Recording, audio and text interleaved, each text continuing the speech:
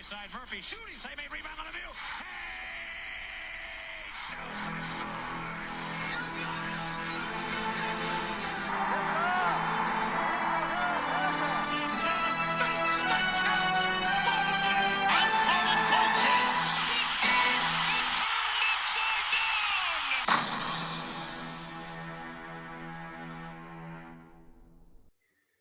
Hey everyone, this is Casey. You are watching the Red River Duckwood All Sports Network.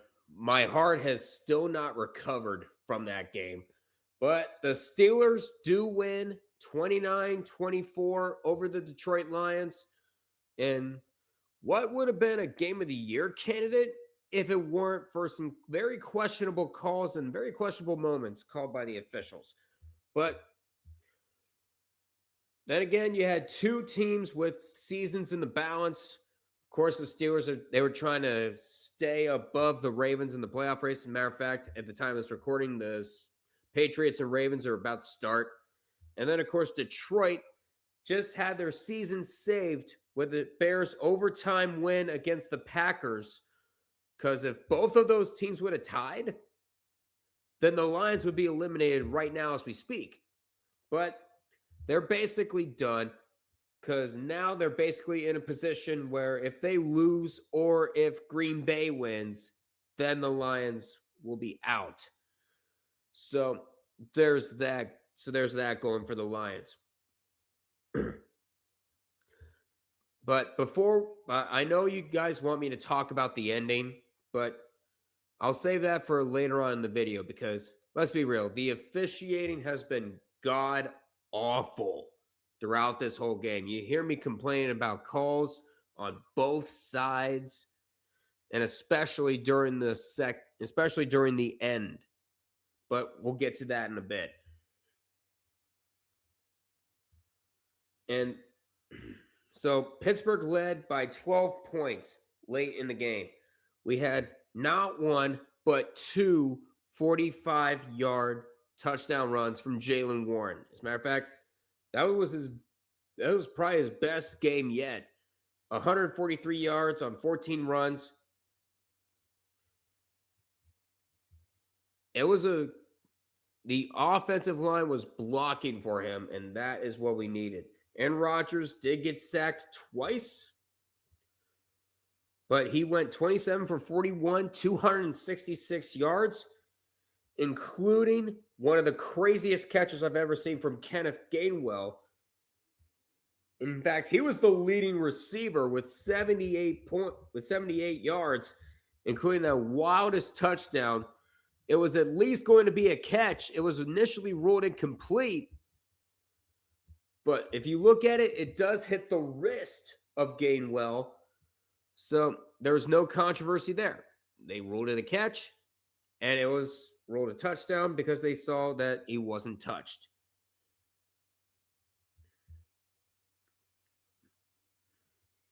But yeah,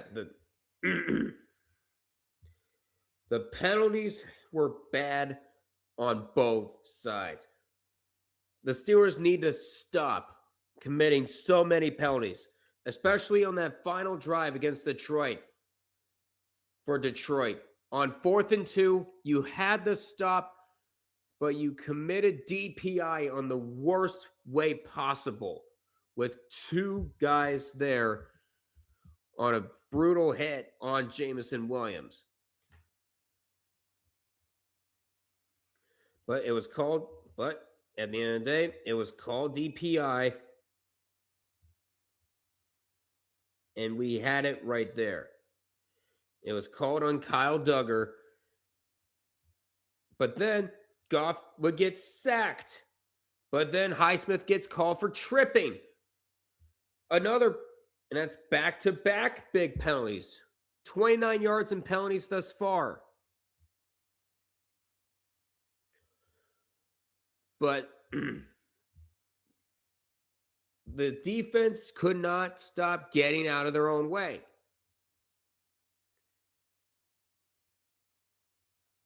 And but now we get to the end. Because after Boswell doinked the missed field goal, It gave the Lions a golden opportunity to steal the game away from us, and they honestly deserve to. Every time they got bent, they answered throughout the whole day. And with that safety they gave up, they needed to find, with that safety they gave up on a Kyle Duggar sack in the end zone, they needed to get a touchdown. But so, let's just say the officials were terrible the whole game. OPIs called in the worst ways possible. Like, I think there was one OPI called. I think there was one OPI called on the one touchdown in the past. Actually, no, never mind. It wasn't.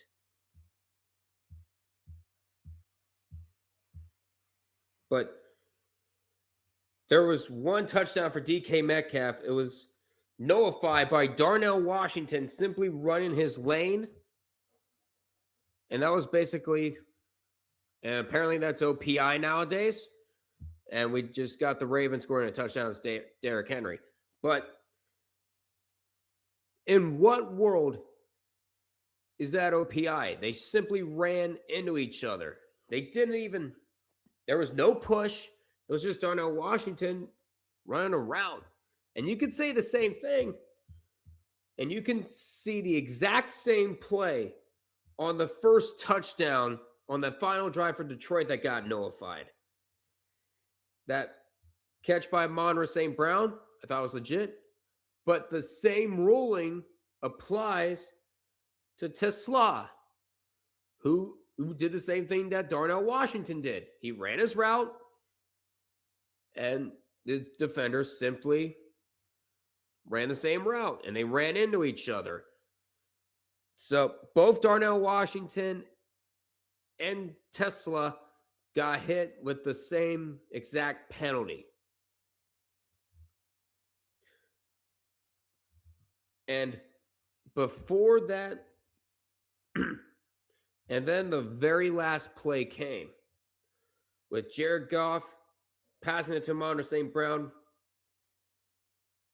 He got stopped at the one. He's getting pushed backwards, but before he went down, he lateraled it to Goff. He would run in for the score, but before Amon-Ra got the ball, they called him for pushing Jalen Ramsey. That right there was a legit OPI. And nobody could deny that was OPI. And he did go in, and Jared Goff went into the end zone right as the clock hit 0, and that ended the game. If you did see the replay, it was OPI. That right there, I think is less controversial than the original pass interference that was called on Tesla. Because Darnell Washington got the exact same call on an earlier drive for the Steelers. This was yet another game where Detroit had their playoff hopes simply killed. And we shouldn't even have gotten to that position. Like, if you saw the stream, I kept on screaming, and I think it was Clark, number 21. Freaking Chuck Clark. He got in a position where he could intercept the ball 3 times, and he ended up dropping every single one. If our defenders had hands, we would not have been talking about this right now. We should not have gotten into a position where we're talking about this. But here we are.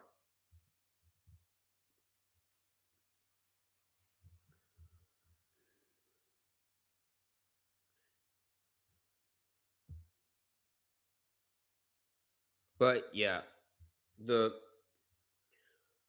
was just a complete joke by the officials. And I'm a fan of a team that many say benefited from it. There's no benefits here. I hate crediting officials for wins. I hate blaming officials for losses. But this was a complete disaster by the NFL. But there were two OPIs. I thought one was legit, the other was not. The one at the end was legit. The one by Tesla, I didn't think it was. Because you should have let the touchdown go, and you should have let the Steelers have like 14 seconds left. Have 14 seconds to try to get back in field goal range. Because Boswell hit from 59 earlier in the game. And he ended up getting sabotaged by a low snap. And the holder tried to control it. But it ended up going wide to the right. And DK Metcalf, I never want to see that again. You saw that he was trying to attack a Lions fan. He threw a fist up towards the fan. I would not be shocked if he ends up spinning the wheel of discipline and he's out for the rest of the season. You cannot do that. He didn't appear to make any contact, but he still threw a punch towards a fan. If you're a fan sitting close to the field and you have to worry about getting punched, that's a problem. It's one of the few things I did not like about the DK Metcalf sign, because every receiver we touch turns into a diva. Whether we sign him in free agency or we draft him, they turn into a diva. What the heck are we doing with this wide receiver core?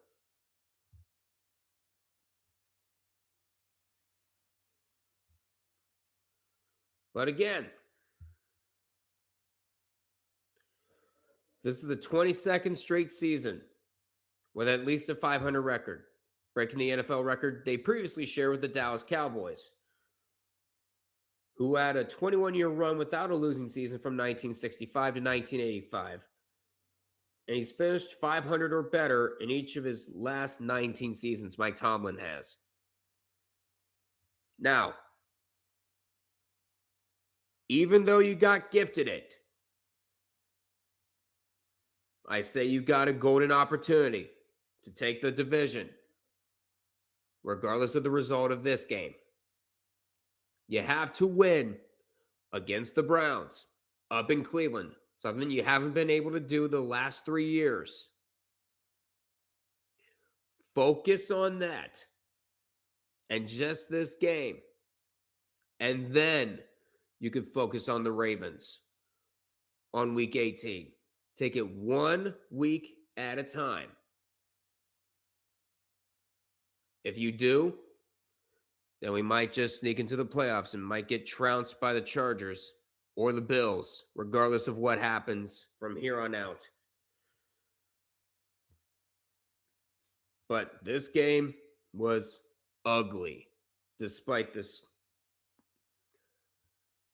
In terms of officiating, it was ugly.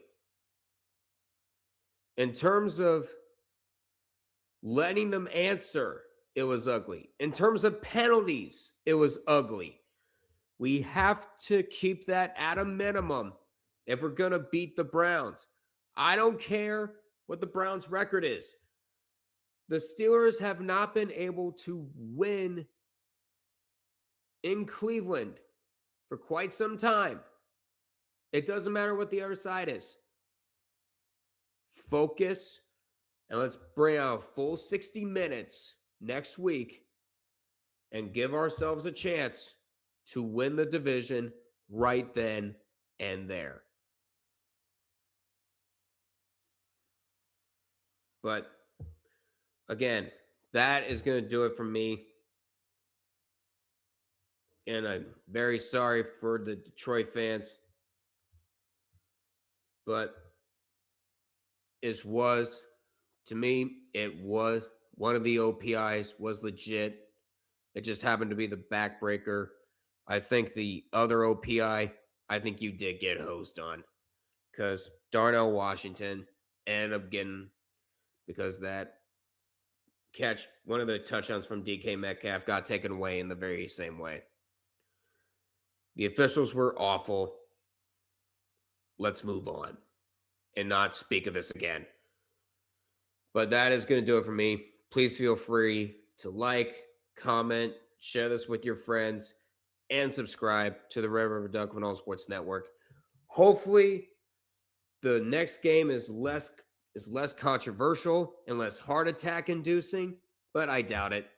Until we meet again, I will see you all in the next one. Take care, and as always, let's go Steelers.